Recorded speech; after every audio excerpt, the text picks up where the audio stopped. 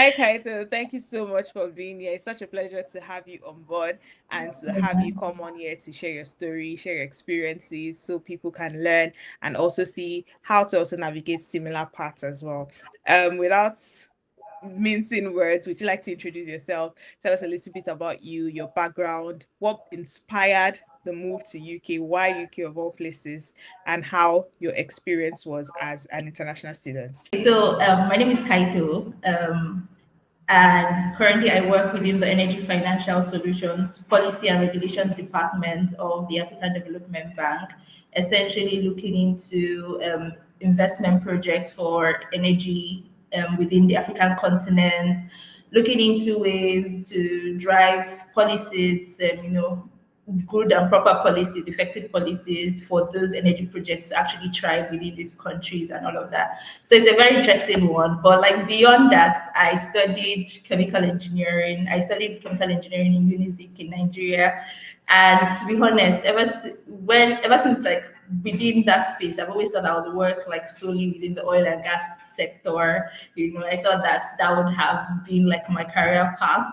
But everything changed when I went to the UK. So going to the UK wasn't exactly my dream, to be honest. Like what I had in mind was that I was going to go to the US and do like a PhD, and then from the US, then probably get into one of the notable, oil and gas spaces and then thrive there and all of that.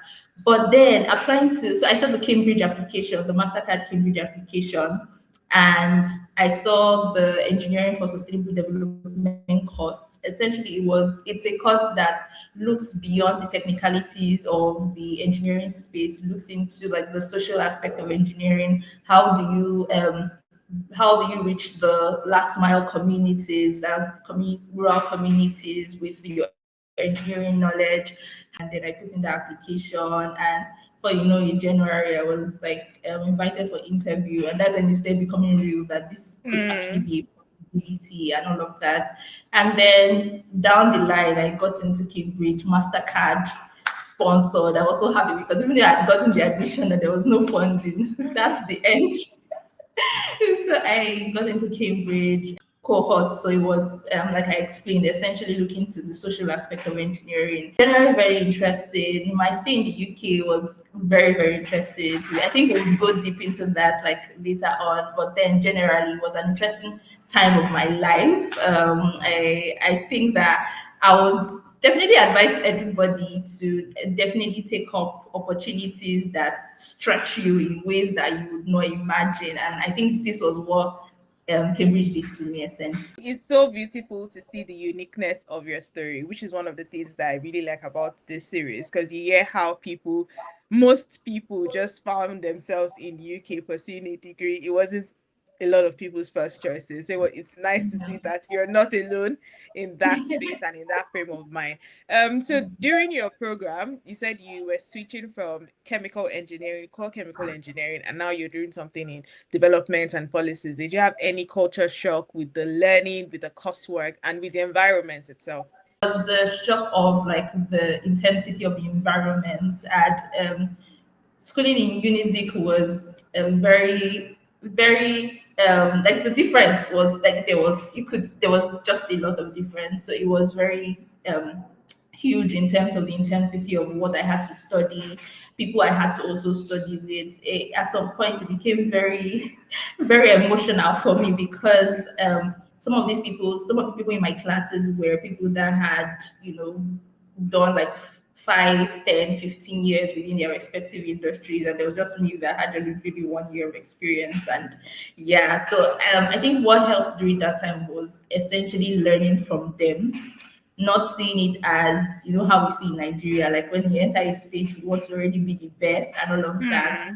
But there, it was essentially seeing that these people had gone far beyond where I was, and so it would be a good thing for me to actually sit myself down and actually like glean from them. So that helped. Also, there was the shock of isolation. I know they always say UK was a very like isolated place, but I was like, how isolated can it actually be? Like, Hmm. but then, oh my God, it was. I think one thing that helped me was because the Mastercard Foundation Scholarship has like for the African community, and so everybody that they brought in on that scholarship were Africans, and so it was very very helpful having people of like my own descent, my own color, having to interact and all of that. So those people formed my core friends up till now. Like those are the people that have stood by me, people that I can easily tell my frustrations to, and they are feeling the same frustrations as well. So that was also a culture shock. And then the food, oh my god, culture shock. But thankfully, my mom knew right ahead to pack the whole, stockfish, red oil, egusi, all of those things to make me like settle in well. I think I learned one or two things. I feel like I can survive anywhere now. Oh wow, that's very helpful. And one thing I'm gleaning from this experience is just being intentional about your growth, even when you're in unfamiliar spaces, when you're in unfamiliar territories. It's super, super important to be intentional. So let's move a little bit from Cambridge. So you finished in Cambridge and then you got a role in African Development Bank and you got a role in the energy space. You want to walk us through how that process was. So, and whereas when most people are trying to secure a role in UK, trying to secure a job to secure their stay in UK, you've decided, you're going to do something completely contrary to the norm and just up and leave. So what inspired that move and how did you get the role? Okay. Yes, yes, yes. It was a very interesting experience, to be honest. Like, I think even down to December 2024-ish, around the towards the end of the first semester in Cambridge, I wasn't still like very sure I was going to like leave the UK. I still felt like, oh, there has to be maybe something for me in the UK. I still felt like, oh, I was going to probably end up in the oil and gas space. I think I was still nurturing that dream and everything. But then, I think African Development Bank started to become a reality when I chose my dissertation topic. So I'd always wanted to do something around finance for the energy space. I'd always wanted to be more grounded in finance, especially within the energy space. And especially because I knew that for me to quickly rise within this space, I should not just have the technical knowledge of anything I want to do. It's also very important to have managerial knowledge. It's very important to understand how capital flows in and out. That sets you up uniquely in any position. If you can tell, like, how money comes in and out, how business or organization processes are also being established within a particular sect and all of that.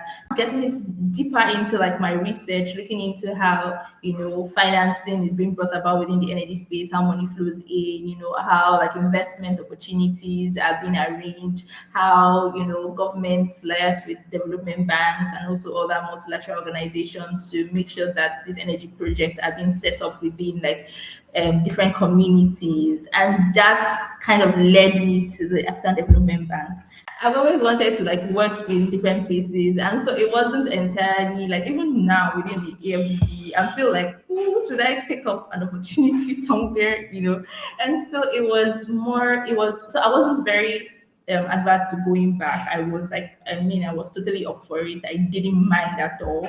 So, but obviously there was still this part of me that felt like, oh, it's not staying in the UK. Does that make sense? A lot of people were expecting that they'll enter the UK with one leg, you better shook the other leg well there. I didn't mind going back, like going anywhere or working anywhere. I just wanted to make sure that anything I was doing was very aligned to what I believe within the energy space. And so I listed all those companies, and then that's like how the whole application process like began to some of these organizations. I applied to them, reached out to them, and that was how like it just blew up. So it wasn't essentially a very linear path. It was just one of those things that came out of the process that I was currently undergoing at that time. The AfDB is in Côte d'Ivoire, that's in Abidjan. Yeah, but like obviously we have regional offices in every other African country, but currently I'm in like the head office in Abidjan. I just keep seeing from your story is just having an open mind and taking up opportunities, from you getting the Cambridge Mastercard scholarship to taking on this opportunity in AfDB as well. It was just take on whatever opportunity that comes and let them be the one to come back to you with the no. Don't Yeah. say the no from the onset. I think what I would ask now is what would you say move the needle? What's I know you may not know it, but because you applied to the Cambridge scholarship out on a whim and you got it. So you applied to African Development Bank and you got it. So what would you say is the your that key factor that you can share, that keeps moving the needle for you? I would say is two things. One is consistency with the story I'm telling. So even within when I was applying to Cambridge, I had done a lot of things within like the energy space, like right from undergrad.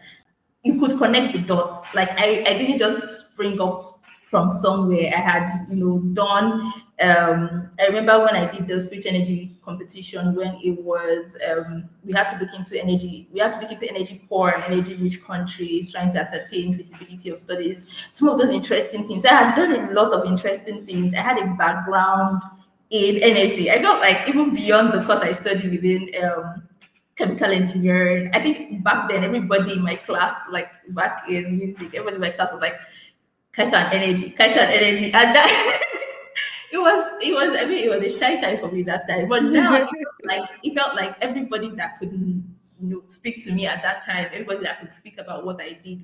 They could see the consistency of my story. And so when I was applying to Cambridge, I was applying from the point of I had done these things, this, and Cambridge is just going to be that platform where I grew on what I had already done.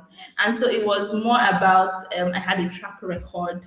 It was more about I had value already that I was bringing to the table. And so Cambridge was that platform that was going to spring up that value and also going to like kind of shape me in such a way that I will not become a global commodity from like what I had already been doing. And so it was I would say that just make sure that you're consistently telling the same story. And that thing that helped me was I still am a reader. Like I see people that come to me to ask questions without even doing like background research. I mean, if you want to apply to something, the least you can do is like do your thorough research on that thing. Make sure that you have covered all the bases. Let me now answer the questions that you think are not being covered by some of these like websites or maybe share my own personal experience to that particular thing. So what helped me was I was a reader. I mean, I still am a reader. I read a lot. I covered all my bases. I researched. If coming into the African Development Bank, I went back to their and they have this African Energy portal. Looked through what they had done. I already knew about the Mission 300. The Mission 300 that's empowering, electrifying 300 million Africans within from now to 2030. I already knew what they were doing. I was following my director and some of the staff already on LinkedIn. So I was constantly aware of the kind of projects they were doing. And so when I had my interview with them, I was very confident because I already knew what they were doing. So I was like, yes, I know this, I can do this, I can do this. Even my research work, that's my dissertation work, kind of capitalized on some of the things that they were already doing. Just make sure that you're consistently telling the story and make sure that you do your research, read extensively, and be very grounded in whatever you want the other person to know about you. Wow, that's so helpful. I'm seeing preparation. Preparation always comes in handy at times Yeah. like this. And I'm also seeing building a track record. A track record you can always fall back on to tell your story. So let's talk about a little bit about your experience in African Development Bank. So this is your first exposure to work at a global scale in a different country, your third Yeah. country now, so this is your third migration as well. So you had a culture shock in UK with the whole experience. What's that experience been like, if you could share? It was really a culture shock coming here because I did my research before coming here and I was aware that it was a francophone country, they speak French, but I wasn't aware the level of non-English I had to face because what do you mean coming to the airport and everybody was speaking French? I couldn't even like hail a taxi. I was like, what am I going to say? And to be honest, I did a bit of French in Cambridge. So you're allowed to take like extra courses and all of that. And I took French as like an extra course and all of that. So it was, but it was very like it felt like there was this gap between what I had learned and coming here. Like you know how we have dialects in Nigeria, different dialect languages and all of that. So it felt like the French here had like dialects, and I'm like, I'm still struggling with. Generally, working within the AFDB has been very interesting.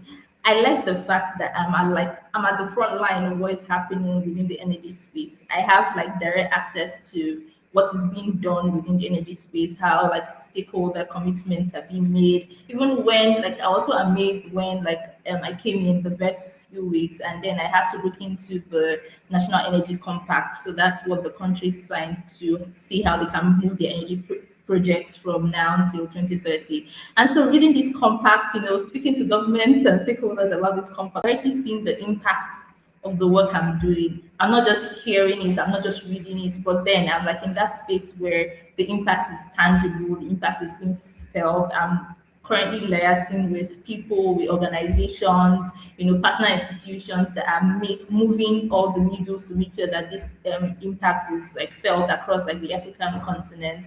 So it has been very interesting, and also because of the caliber of people that work within the African Development Bank, very interesting people with PhDs, and I'm like, that's very also very good for me because these days I'm always researching something, I'm always learning something new on the job every day. Like there's no day I'm not learning. It was even during this period I don't even know my African countries and their Capital. capitals very well. Like I was so shocked. Every day is like a new day for me because I'm always learning something or the other, always like researching something or the other, always like learning from people. And I think to be honest, most people within the AFDB are also very chill to like share. Like I meet like very interesting people and I just ask like one thing I do. Anytime I meet someone interesting, I'm always like quick to ask for a coffee chat or for a lunch, let me just sit with you during lunch, and just kind of glean from their experience. Thank you so much for sharing because he also dropped a lot of useful tips as well for people who are building their careers and who are also budding, and also for people who are well advanced in years to also embrace those opportunities to mentor and to tutor the people that are coming behind. So thank you so much for sharing. I think one question I would also like to ask is what would you tell people? Because one of the reasons why we do the Migrant Series is to help people see how they can navigate their career journeys. And it's always a struggle for people who have visa constraints, and sometimes they're afraid what's going to happen if I, like you said, have one leg in, it's not better to try to fix the other leg in. Yeah. What would you tell that person given your own journey? Because your journey is unique and it's very, very different from the norm. And so what would you tell that person who's also trying to find their footing? I think one thing I would say is be very open minded. Like I know there's a lot of hype around working in the UK. I mean, I also wanted to work in the UK at some point, but I think that you shouldn't close off other spaces too as well. You'll find out that even working here within the African Development Bank, um I'm earning well, I'm well like relaxed. I'm also very in tune with the work that I'm doing. And so thinking back to it, I don't know if working within the UK would have given me that opportunity to really introspect into what the energy landscape is within Africa. And see, to be honest, like there's a lot of amazing, interesting job opportunities in Africa. Let me not be selling Africa, but there's a lot of interesting job opportunities like elsewhere. So be very open minded to exploring other career options like outside the UK. It's very okay. Like it's very, very okay. Like you don't have to bother. I've done the hard work, so I can tell you for free. That's very okay.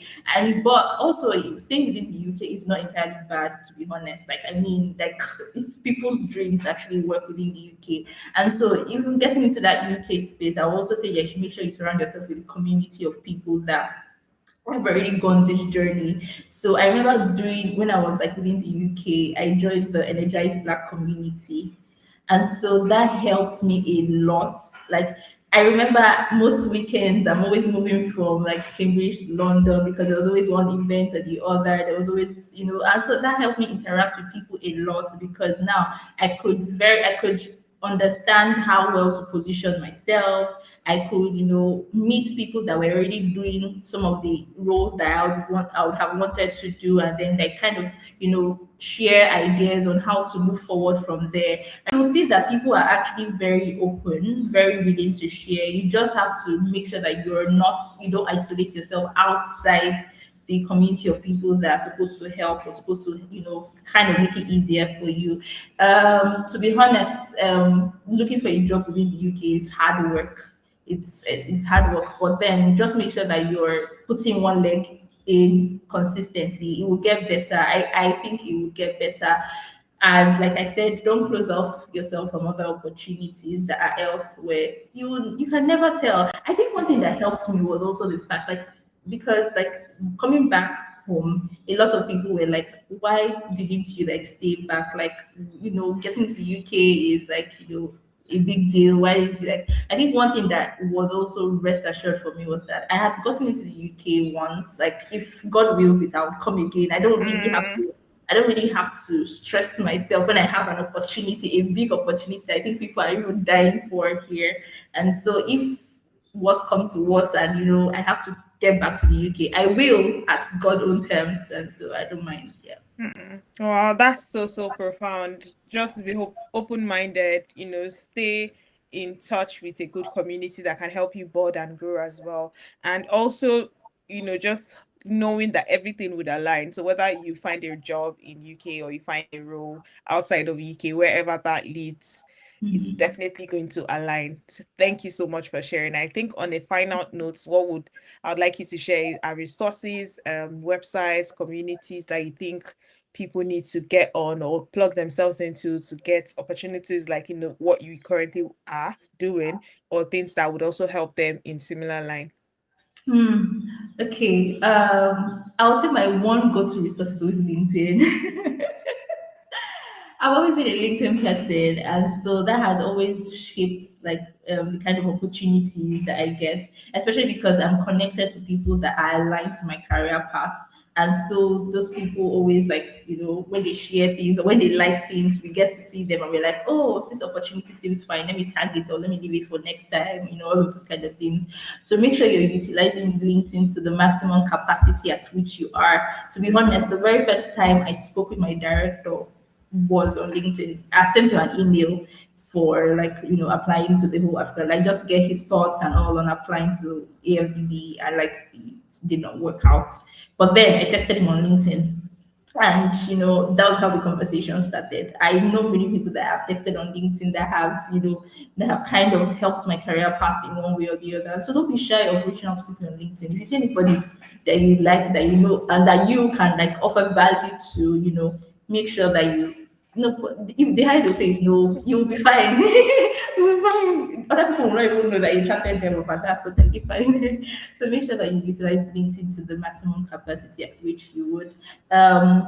Also, a site that helped me was Sisterly HQ. Sisterly HQ was always like I know it's a site for like it's usually tailored towards women, but then I mean the opportunities are mixed gender, so you can always like check their sites. They always share like weekly opportunities, and so that helped me like stay on track. I also belong to like a different kind of WhatsApp group where they share opportunities, to be honest. And so like I find myself like every week, at the end of every week, just scrolling through the opportunities they are sent, and the one that seems interesting to me, I have like an Excel sheet where I put in the opportunities I want to apply to, their deadline requirements, and probably who I will need to reach out to kind of like give me background knowledge and all of that. And so once I see something interesting, I check it there and just make sure that I'm always like up to date on the opportunities that I need to be.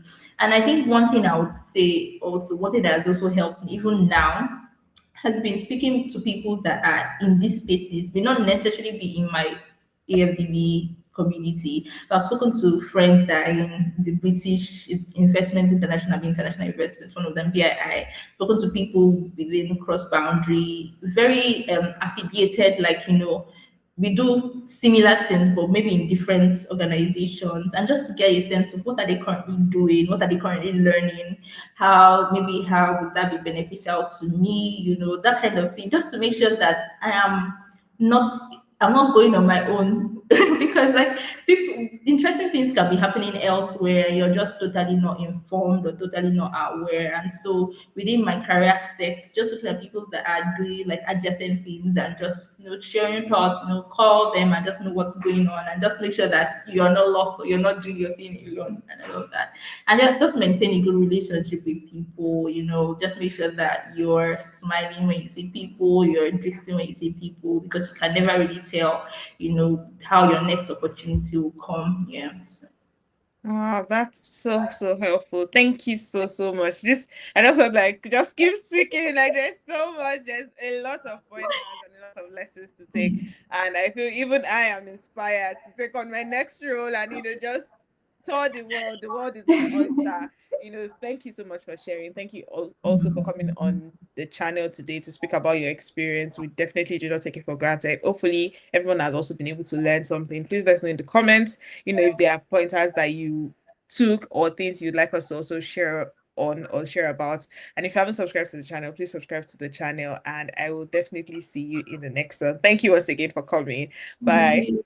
Bye.